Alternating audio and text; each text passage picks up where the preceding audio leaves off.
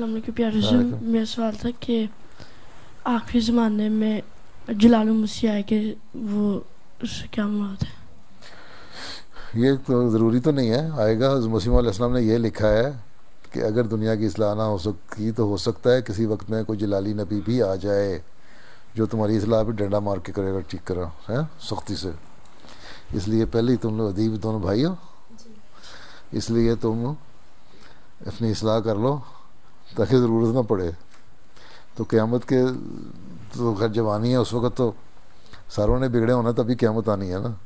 لیکن ابھی تو حضرت مسیح علیہ السلام کے اپنے بہت سارے اللہ تعالیٰ کے وعدے ہیں وہ پورے ہونے ہیں, علامات پورے ہونے ہیں. ابھی تو پتہ نہیں سینکڑوں سال تک یہ خلافت کے ذریعے سے پورے ہوتے رہنے ہیں اور اللہ تعالیٰ فضل فرماتا رہے گا. تمہیں کوئی فکر کی ضرورت نہیں ہے.